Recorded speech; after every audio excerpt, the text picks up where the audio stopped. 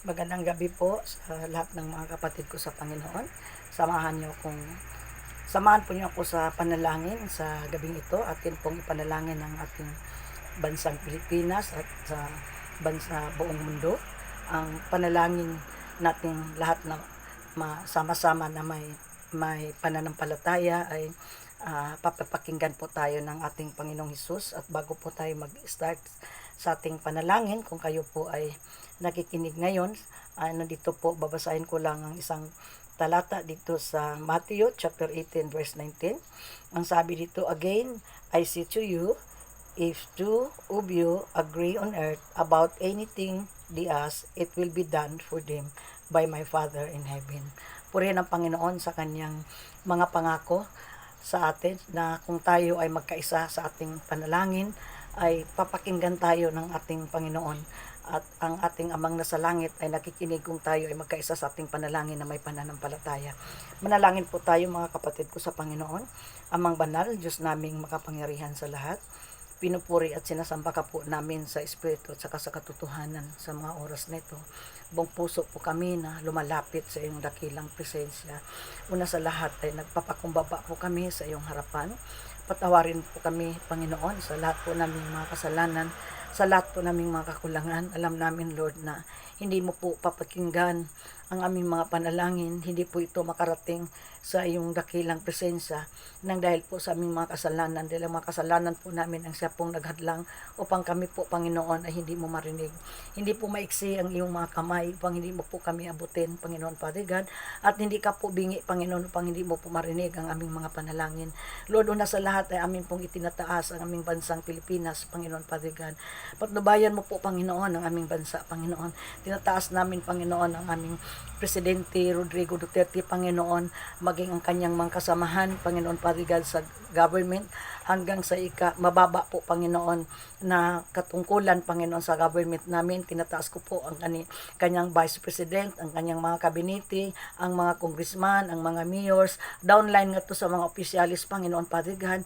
Dalangin po namin, Panginoon, na ikaw po, Panginoon, ang magbibigay po, Panginoon, ng isang puso, Panginoon, na magkakaisa po sila, Panginoon, na may pagmamalasakit po sa aming bansang Pilipinas, Panginoon. Dalangin namin, Lord, na mo po, Panginoon, ang vision and mission, Panginoon, sa aming presidente, Panginoon, ay magkaisa po silang lahat, Panginoon, dahil ang blessing, Panginoon, ang pagpapala, Panginoon, ay nandun po sa pagkakaisa, Panginoon. At una sa lahat ay aming tinataas, Panginoon, ang aming bansang Pilipinas, ang aming presidente, maging ang kanyang mga kasamahan, mga opisyalis sa government, Panginoon, na bigyan mo po sila ng God-fearing heart, Panginoon Father God, na una ka po nilang itaas, una ka po nilang sambahin, Panginoon Father God.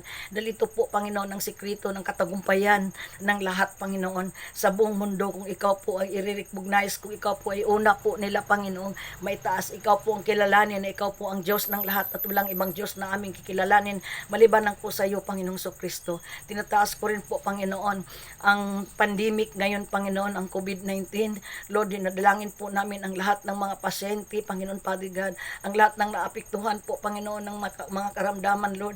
Hipuin mo po sila, Panginoon, ang iyong pagpalang kamay, Panginoon, at igawad mo po, Panginoon, ang kagalingan sa lahat ng mga may sakit ngayon na COVID-19, Panginoon Father God. Dalangin namin, Lord, nawa, Lord, sa mga oras na ito, ang kanilang maalaala, Panginoon Father God, ay ikaw po, Panginoon, na ma-realize nila, Panginoon, na walang ibang makatulong magbigay ng kagalingan maliban na po sa iyo, Panginoong Kristo. Dalangin namin, Lord, na magbalik loob po sila sa inyo, Panginoon, at tanggapin ka po nila, Panginoon, na personal nilang tagapagligtas. Dahil ikaw po ang Diyos, milagrosong Diyos, Panginoon, at walang Diyos, Panginoon, na siyang tangi po na magpapagaling, Panginoon, sa may mga karamdaman maliban na po sa iyo. Dahil ikaw po ang dakilang manggagamot, Panginoon. Ikaw ang the best na manggagamot, Panginoon, Father God. Lord, kaya Lord, dinadalangin po namin ngayon ang mga frontliners, yung mga nagtatrabaho, Panginoon, mga doktor, mga nurses, downline nga to sa mga naglilinis, Panginoon, mga janitor, janitress, Panginoon, lahat ng mga frontliners, hindi lang dito sa Pilipinas, Panginoon, kundi buong bansa, buong mundo, Panginoon Father God, lahat ng mga hospitals ngayon, Panginoon Father God, pagpalain mo po ang mga doktor, ang mga nurses, Lord, bigyan mo po sila ng kalakasan, katatagan ng loob, katapangan, good health, Panginoon, protektahan mo po sila, Panginoon, sa COVID-19, sa virus ng COVID-19, Panginoon, na malayo po sila sa kapahamakan dahil sila po ang lagi pong frontliner, sila po ang laging gumagamot, Panginoon, sa mga pasyente, Lord. Dalangin namin ang mga hospitals ngayon, Panginoon, sa buong mundo, Panginoon, Father God, at lalo na dito sa bansang Pilipinas, Lord, na magkaroon po, Lord, ng mga bakante na po, Panginoon, ng mga hospitals. Nakulangan na po kami, Panginoon, ng mga hospitals, Panginoon, ngayon sa dami ng mga pasyente, Lord. Lord, buhusan po kami ng iyong pagpapala, Panginoon, Father God. Dalangin namin ang iyong banal na Espiritu, Panginoon, na sa pangalan ni Kristo Jesus, with the blood of Jesus Christ, na pahintuin mo po, Panginoon, ang pandemic na ito. Pahintuin mo po, Panginoon, ang COVID-19, Panginoon. I-control mo po ito, Panginoon, na yung dakilang kapangyarihan, Panginoon, Father God. Masigit ka pa po, Panginoon, sa pandemic, sa COVID-19, Panginoon, dahil ikaw po ang Diyos sa mga Diyos, Panginoon, Father God. Kung meron man po, Panginoong layunin, Panginoon, kung bakit inalaw mo, Panginoon, ang mga ganitong sitwasyon, dalangin namin, Lord, na nawa, Lord, ito po ay magbibigay na po sa amin, Panginoon, ng pagbabago sa buhay namin, pagbabago sa aming ekonomiya, pagbabago sa mga attitude namin sa lahat ng mga Christian, sa lahat ng mga tulog na Kristiyano, Panginoon. Dalangin namin na magkaisa kami, Panginoon.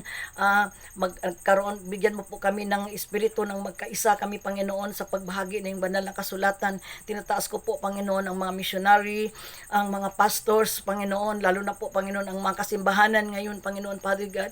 Tulong-tulong po kami, Panginoon, sama-sama po kami, Panginoon, na manalangin, humingi ng tulong sa iyo at amin pong ibahagi, Panginoon, ang iyong banal na kasulatan, aming ibahagi, Panginoon, na wala pong ibang kaligtasan maliban lang po sa pangalang Kristo Jesus.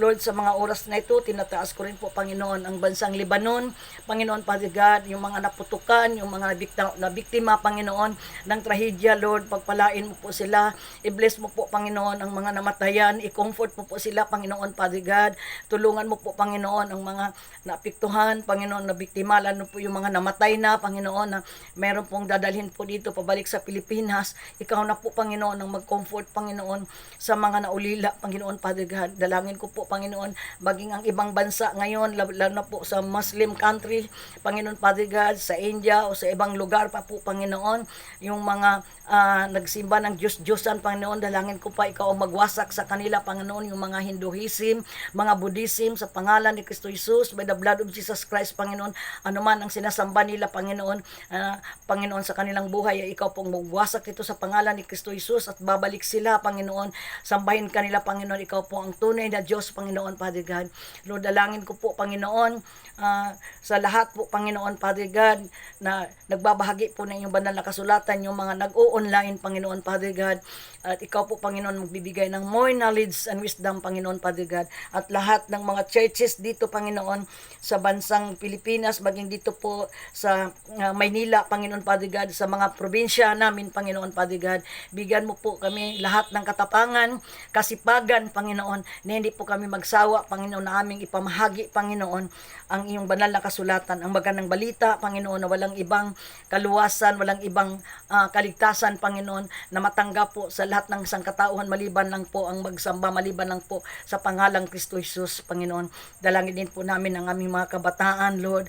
Ingatan mo po, Panginoon, ang buhay ng aming mga kabataan, Lord, na hindi po sila ma-influensyahan, Panginoon, ng mga sanlibutang, mga gawain, mga bisyo, Panginoon, Father God. Dalangin namin ang aming mga youth, Lord, na nawa po, Panginoon, ay mapokus ang kanilang mind, Panginoon, sa mga espiritual na bagay, Panginoon, Father God.